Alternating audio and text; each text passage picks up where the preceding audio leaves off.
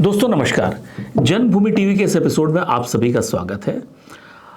आज मैं बात करना जा रहा हूं फिर से महाकुंभ 2025 के सितारों के बारे में बात। अब जैसे महाकुंभ जो है अब अपने अंतिम चरण की ओर बढ़ रहा है, ऐसी सिचुएशन में एक फिर से हमें मुझे लगता है कि हम सभी को इस चीज़ में रुचि होगी कि जो महाकुंभ के सबसे फेमस लोग हैं, जो सबसे ज़्यादा जिनको लोकप्रियता मिली, उन लोगों के बारे में एक बार फिर से बात करी जाए कि वो लोग अब कहाँ हैं।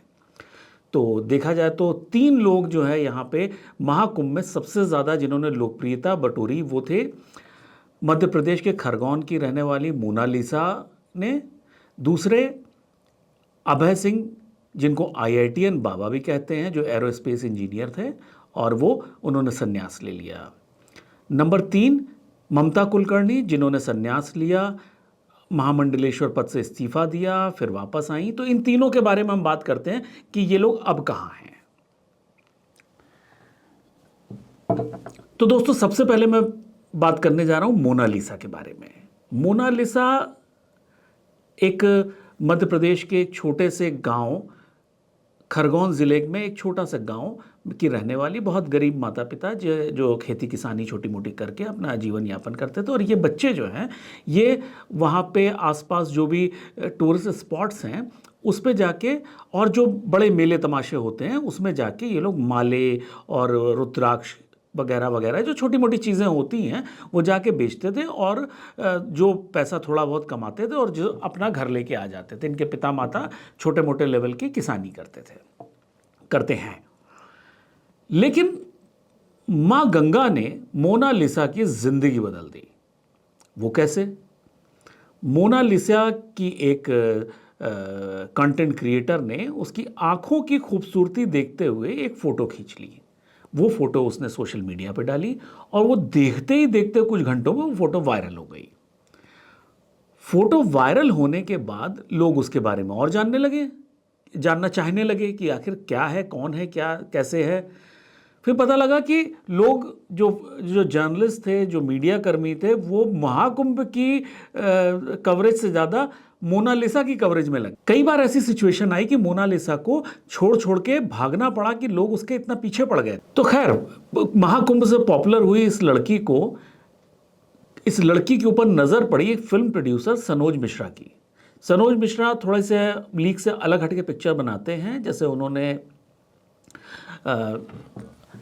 थोड़ा सा डिफरेंट कंटेम्प्रेरी करंट अफेयर्स के मुद्दों पे वो फिल्म बनाते हैं। तो उन्होंने मोनालिसा को लेके एक फिल्म अनाउंस कर दी जिसका नाम रखा डायरी ऑफ मणिपुर। वो मणिपुर की जो ऑनगोइंग सिचुएशन है उसके ऊपर उन्होंने एक फिल्म अनाउंस करी और उसमें इन्हें क्या रोल दिया है वो अभी क्लियर नहीं है, लेकिन उस फिल्म में इनको साइन कर लिया है।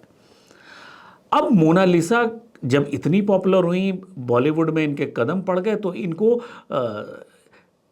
समझाने वाले या इनको गाइड करने वाले भी लोग मिलने लगे। और जो लोगों ने इनको गाइड किया इनके सोशल मीडिया को हैंडल करने लगे। अब इनकी ट्विटर पे, जिसे अब एक्स कहते हैं, एक्स और इंस्टाग्राम पे लाखों की फॉलोइंग है।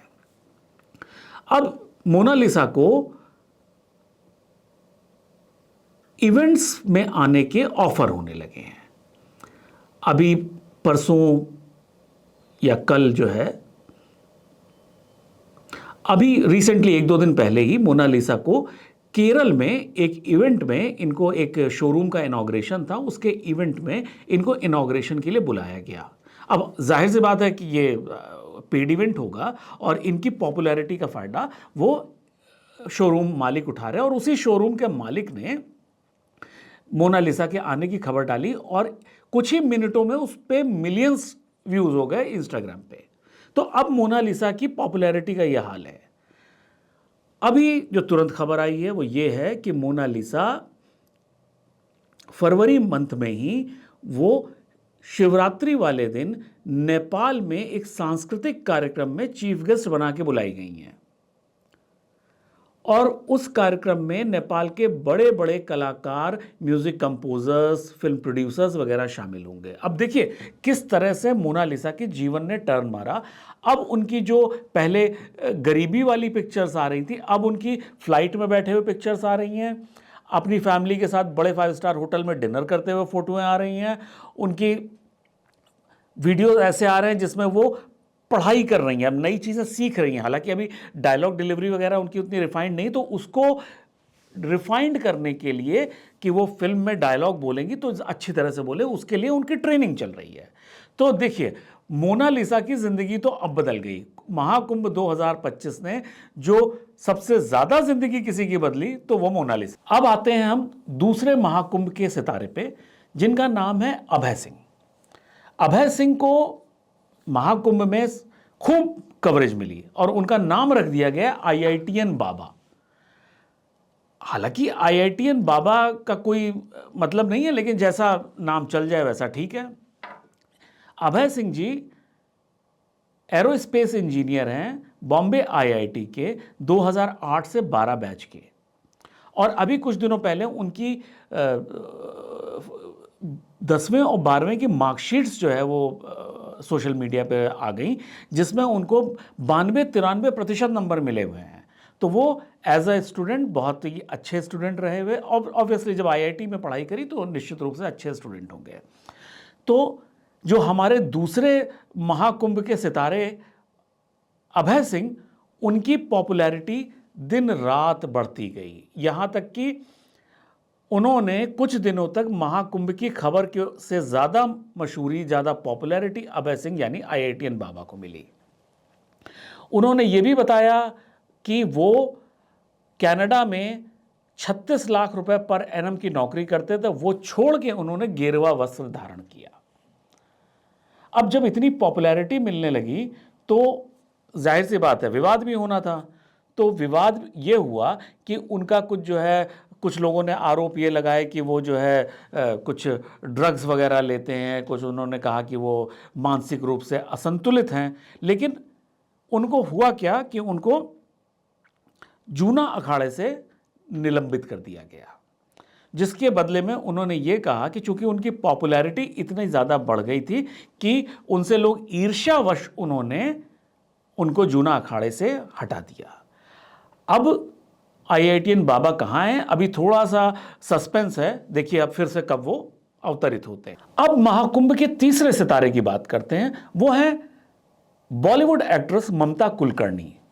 ममता कुलकर्णी ने एकदम से सुर्खियां महाकुंभ में बटोरी और वो किन्नर अखाड़े की महामंडलेश्वर बना दी गई। अब इस पे भी विवाद तो होना ही था, क्योंकि अगर ममता कुलकर्णी जी की बात करी जाए तो ममता कुलकर्णी जी का जो फिल्मी कैरियर रहा, उसके बाद ये 20 साल करीबन जो है पब्लिक लाइफ से गायब रहीं। उसके बाद एकदम से ये अवतरित होती हैं कुंभ में और वहाँ पे ये संन्यास ले लेती हैं और इनका नाम बन जाता है यमई ममता नंदगिरी। अपने नए नाम के साथ ये संन्यास लेती हैं। ये जो बाकी संन्यास की प्रक्रियाएं होती हैं, पिंडदान होता है, पट्टाभिषेक होता है, वो सब कुछ हुआ और ये इन्होंने सनातन की और मानवता की सेवा करने का प्रण लिया और संन्यास ले लिया फाइनली। अब वहाँ पर भी यही प्रॉब्लम हुई कि इनकी खबरें इतनी ज़्यादा मीडिया में चलने लगी कि इन्होंने कुंभ की खबरों को भी ओवरशैडो कर दिया।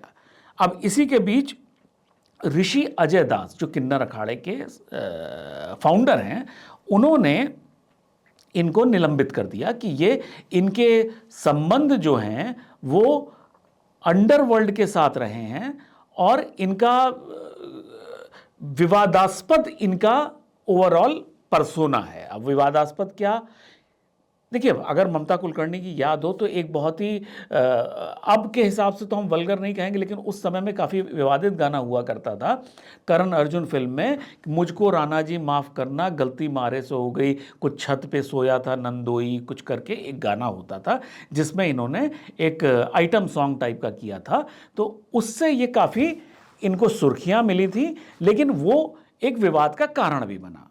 उसके बाद कुछ दूसरे भी मामले रहे हैं कानून व्यवस्था को लेके, उसमें इनके नाम आया, इनके जिनसे इनके संबंध अच्छे रहे उन लोगों के भी नाम आए, साथ में इनका डी कंपनी से भी नाम इनको कहा गया कि इनका जुड़ा रहा है। तो इस चलते ऋषि अजय दास जी ने इनको निलंबित कर दिया, इन्होंने इस्तीफा भी दे दिया।